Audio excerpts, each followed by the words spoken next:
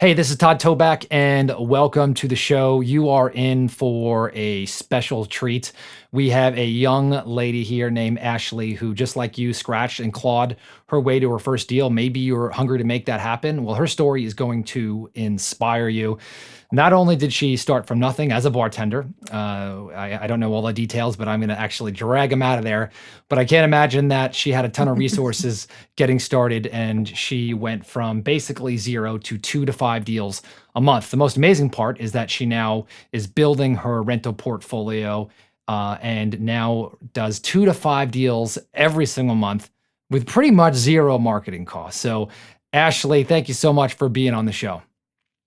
Thank you. Happy to be here. Appreciate that. That's a great intro. So tell us a little bit. I mean, I gave a little bit away in the intro here, but tell us a little bit about what you were doing before you got involved in real estate. Sure. I was dabbling in real estate about 5 years ago. I had been in the service industry for a long time. I've worked just about every job in a restaurant you can imagine. And I was bartending at this point. And as we all know, 2020 came along and put a lot of service industry people out of business and out of a job. And so I took that opportunity to kind of delve in full force into wholesaling, and that kind of led me into getting my first deal.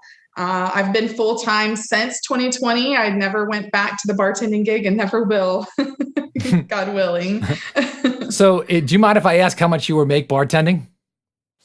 I was doing pretty well. I live in Tulsa where the cost of living is somewhat low. Right. I was pulling in anywhere between $4,000 and $6,000 a month working part-time as a bartender. Okay. And that level of comfort will get you complacent. I will say that. Well, that's just what I was going to ask you, right? So you're living in Tulsa, Oklahoma, right? Cost of living is extremely low, making $4,000 to $6,000 a month.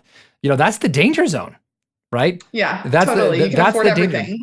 So COVID actually, right, shut down your livelihood. That was like the one thing where it kind of sounds like you were dabbling, but forced you to maybe go for it. Absolutely. And, I like to preface all of this. I'm a Christian, and I think that there's a lot of parts in my story where things just perfectly aligned. And it's kind of clear to me looking back, God had my back. But in this situation, when COVID happened, the whole world basically shut down. It gave me the perfect opportunity to fully dedicate myself to something that I had never done before. Everybody was officing from home at this point anyway. So all it took was a laptop and a headset and a list. And I got to call in. I had the time. Luckily, unemployment was really taking care of people at this point too, and I was without a paycheck. So I had that comfort rolling in of unemployment. I had the time to dedicate to making some calls, and that all ravels into me getting my first deal around May of 2020. Okay. Well, what I love about this is everyone's like, "Oh, well, you had unemployment." First of all, that's not a very comfortable place to be, right? Because that's running out. But what I love about that is that you saw the opportunity, right, and then you pounced. Right? Yeah. You pounced and made that happen. So you got a list. Do you know what kind of list it was?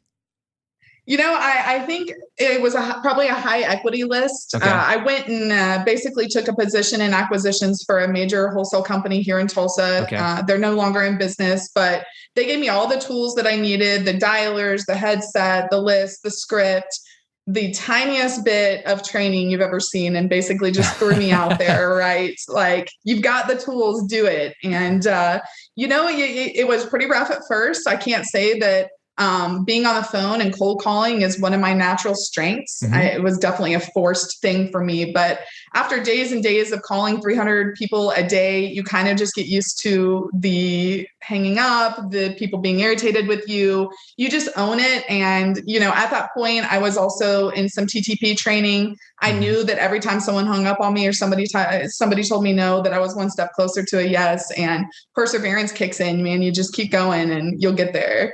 So, by the way, if you're listening to this, you're wondering what TTP is. TTP is Talk to People by Brent Daniels, a very good friend of mine. Obviously, is one of the hosts of the Wholesaling Inc. podcast, but obviously we've done a lot of stuff together. Great training, by the way, if you're looking to cold call. So, Agreed. Now you are, you've got the list, and I think you talked about the list that you actually got was like a bunch of like garbage, cold, like nobody else wanted this list. Yeah. It was. Yeah. It's basically what you throw to the new girl on the team that has zero experience, right? And So there was a lot of fishing through there. I can't say that my call percentage rates were super high at that point. But I think that the mentality of my employer was basically like, she's going to burn through these in her learning process. So let's give her the coldest leads that we have. Yeah. And, not expecting really anything to come of that. Right. Somebody from the team had already combed these leads and deemed them basically not worthy. But I had nothing better to do. So, I'm calling this list. I think it's specifically a high equity list. And I got an answer from a lady that was pretty aggressive. She was highly educated. Turns out that, through conversation, I found out she was an attorney. So I knew I was not dealing with somebody that could have the wool pulled over their eyes. I had to keep it really real with her. And they had this house. They were well-to-do. Were living in another house. The one that I was calling on was completely paid off. It was probably worth, $500,000 or so fixed up. They wanted $260 for it, if I remember correctly. And for the amount of rehab that it needed, it made it kind of a tight deal. Right. But I just had this instinct, man. I don't know. She answered my call every time. Like, she didn't blow me off. She didn't avoid me. We had great rapport. I could tell that she trusted me, and I just knew there was something there. So I just kept calling. You know what that instinct was? I don't know. Hunger, right? You're Hunger. not wrong, yes. So, anyone listening to this, whenever we bring on someone new in the company, I always say there's $250,000 sitting in that database, right? And usually it takes someone new on the team to come in who's just a little bit hungrier than the last guy who just said, or gal, who just said there's nothing here. So I just love that, right? You squeezed that orange, right? And found something. And then you kept 100%. going after it. So, did you lock it up over the phone? Did you lock it up in person? What happened? So to that point, I had a boss that I was kind of under at this point, and I took the deal to him when I thought I had something. I had a firm number from her. I took it back to him, and he told me, Ashley, I've talked to this lady before. She's not serious about doing this. It just doesn't fit the normal wholesale model, but I can tell that you're passionate about this. You've got a great relationship with her. So you know what? Run with it. Prove me wrong, please. I dare you to prove me wrong. Yeah. And so long story short, I basically, had to get us some room to make a wholesale fee. At $260, we were at the end buyer's price. If I could back her up to $240 or less, we had a deal. Right. And I went in and inspected the property. It had been sitting there vacant for months. I knew she hadn't been in it for months. There were some things that had been left unattended, such as the pool, the trees, the hedges, the yard. The interior was basically in the same condition as what she left it, but the exterior looked pretty rough. Right. And I used that to walk her back and ended up locking the property up at $235. We blasted it out. So this was my first experience with dispoing a property specifically. Right. We had a pretty good buyer's list. We blasted it out. We got very little response. Maybe 3 people showed up to the open house that I did, and it was and I ever did. So I was reeling, oh my God, people came. Yeah. It was only 3, but they came. And of those 3 people, who ended up being our buyer, this guy was looking for his own personal residence. And like I said, it was a beautiful home, in-ground pool, back to a golf course in Bixby, which is a great area where I live here. And he ended up being our buyer, and he still occupies that property. It was a $25,000 deal at the end of the day. Right. I got my cut on it was roughly a third. So I think I made, between $7,000 and $8,000 on that deal. Right. And, that kind of got me rolling and gave me the fuel, because I got to go back to my boss and be like, you were wrong. I did the deal. Here's the contract. Now what? That's so good. I love that. I'm inspired by that sometimes, because sometimes people have brought me stuff and I'm like, oh, this is a waste of time. But I think maybe they've been more, maybe they were more hungry for me. So I'm going to use that line, by the way, prove me wrong. So that's a really, really, really good point. So now you got your first check, $8,000, it's real, right? What happens next? So I, kind of at this point, we're maybe 6 months into the process here of me cold calling, and I'm getting a little burnout on that. I have learned that that maybe just isn't my lane. I didn't know that now, but I had such great connections and network built here in Tulsa from all these years of bartending. Okay. You don't go through 20 years of bartending and not make friends, not meet everybody in your town, basically. And so I started to kind of more section myself into the dispo lane of things. So through my wholesaling company, that is more what I focused on, developing their cash buyers list and dispoing the properties that our acquisitions team was bringing. Right. I took the profits from that first deal that I did. Now, at this point, we're rolling to the point that I'm closing probably 2 deals a month. Right. And so I'm getting, $5,000 and $8,000 checks multiple times a month now. I always wanted to flip properties. That was my passion. I went to college for design. I definitely feel like I'm called to do that. Right. And I took the profits from that first wholesale deal and purchased my first flip. My boss, the one that wanted me to prove him wrong, well, he was apparently very proved wrong. He wanted to partner at this point. He wanted to flip properties together, and basically show me the ropes, protect me. So I had a little bit of buffer when getting out there on my own.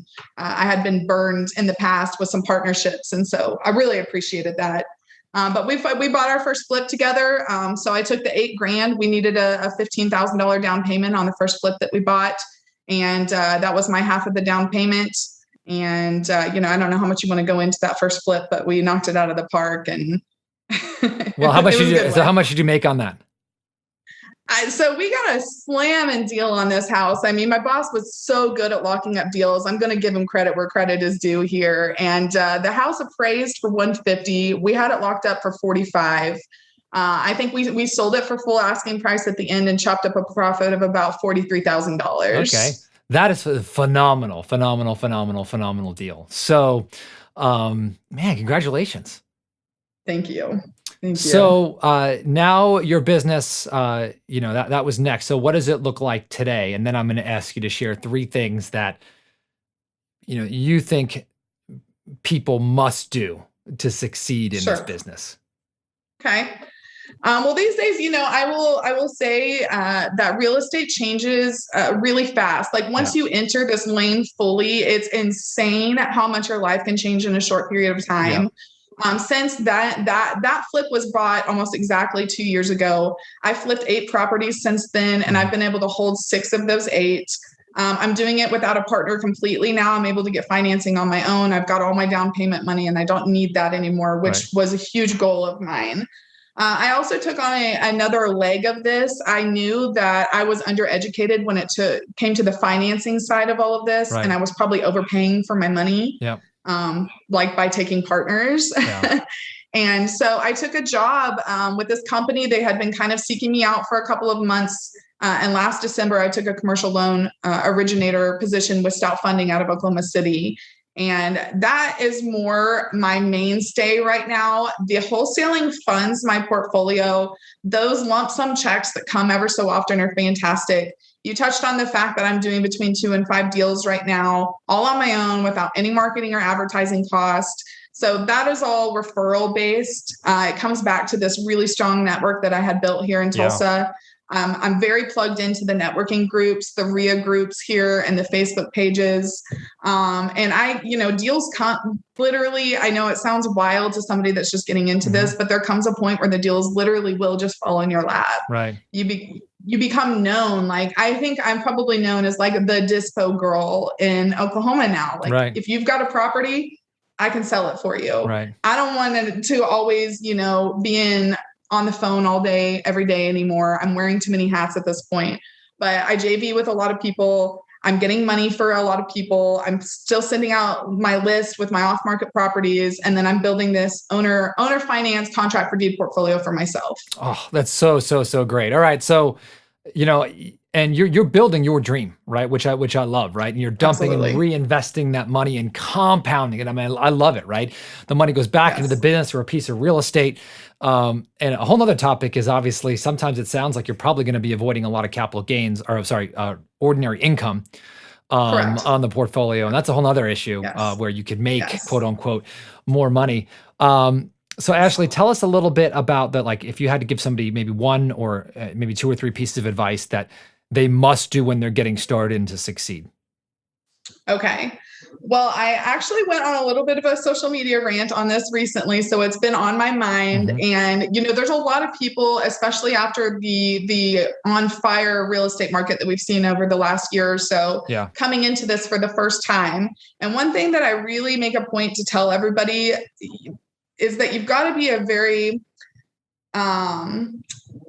bold person. You can't be scared. You can't be timid. The saying is scared money don't make no money. And you got to get out there. You've got to be willing to put yourself out there and take a risk sometimes. Yeah. Another really key point that I think resonated with me a lot was be careful who you talk to about what you're doing, because not everybody's going to understand.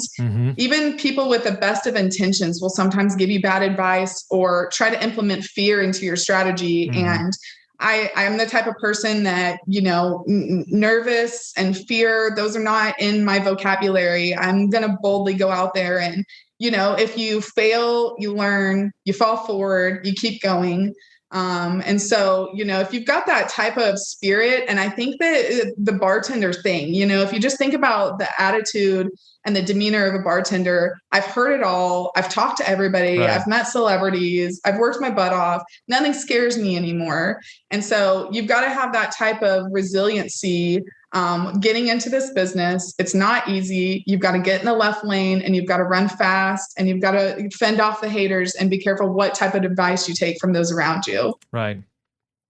So those are, by the way, two really, really, really good pieces of advice. I mean, I love that. You're right. You have a lot of people around you who are well-meaning, right? And you're like, oh, well, this is good advice or their experience, and they just don't understand.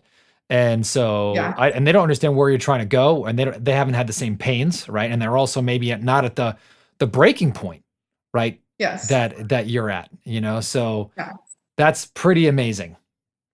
A lot of them are just, they're not completely educated in what we're doing here. I've had other wholesalers, come to me with misinformation that have stopped them from making massive decisions. Laws are changing. Here in Oklahoma, last November, this thing came in that was called the Predatory Wholesale Act. Oh yeah, and there was so much misinformation going around at this time that people were just bailing out of this market. And honestly, like, those who leave qualify those who stay. Yes. So we're like, bye, but don't let your misinformation, make you stale in your decisions. If you need legal advice, get an attorney. If you need someone to bounce some ideas off, reach out to your network. And, keeping the right people close to you and the right people for advice. I don't know it all. I still find situations that I've never seen or heard of before. And you've got to have the right people to call and ask. And I think that'll make or break you. So you mentioned something that I've got to take the opportunity to address, because I was going to end the show, but I've got to address this, because I look at Todd Toback looks at adversity, right, or a market shift or some kind of chaos always as an opportunity. Absolutely. Right. So when, they had a law in Oklahoma that changed, right, and all of a sudden you had all these people leaving, opening things up, right. It's interesting because right now we're going through another change, right? The market is really softening, right? And if you don't know what softening means, it means that cash buyers are getting a lot more picky about what they're willing to pay. You may not be feeling that a little bit more because you're obviously keeping a lot of stuff, which is awesome. But for us, I was talking to my team, because now we've had to shift and we have to do a lot more novations. I don't know if you know what novations are, but I do. Those are selling to retail buyers. And I'm like, this is, amazing. Right? Because all of our competition is leaving the market. And, some people don't like my language when I say this, but I'm like, your competition sucks, right? You're amazing. Like this business is easy because no one has any staying power, and so. That's right. Yeah. And the ability to just overcome. I mean, I really think that maybe it's a personality thing, but I love to solve problems. I love puzzles, and every problem you throw in front of me, I can either be a solution for, which creates value in myself, or I can chalk it up to that's not my lane and try to keep going the best I can in my own. And the interest rates are raising, and we're going into recession, and the market is cooling. And I've heard all of these things, but guess what? I'm going to keep going. I'm going to stay current on what is available to me. You know, Yeah. what you guys offer as far as education is fantastic, and it's always changing. You guys are on the forefront of what's happening. Yeah. Luckily, you guys are in bigger markets. I work in Tulsa, Oklahoma, where we're going to feel the effects of what you do 6 to 8 months after you. So I Yeah. get to watch you guys do it first, crush it, and then implement it in my own market. Yeah. That is interesting, by the way, too. I think you're right, is that there are advantages to both. The big markets, it happens first. Sometimes you get some of the bigger spreads and stuff like that, but the Yeah. the the smaller markets, you get to watch the wave and be ready for it. Right. Yes. And Yes. And we get it at the very end. that's great. Well, geez, you are a total rock star, Ashley. And I think Thank you. one of the things, if you are in Tulsa, or was it Oklahoma City also? I'm all over the state here.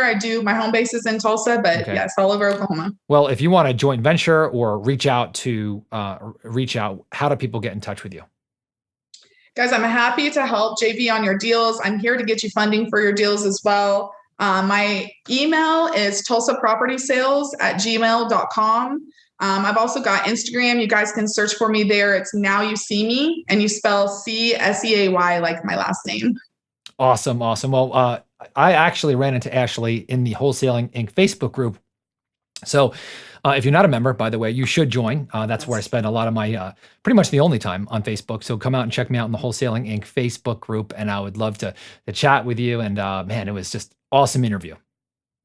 Thank you, Todd. It was a pleasure. I really appreciate you. It's really an honor, honestly. Well, thank you.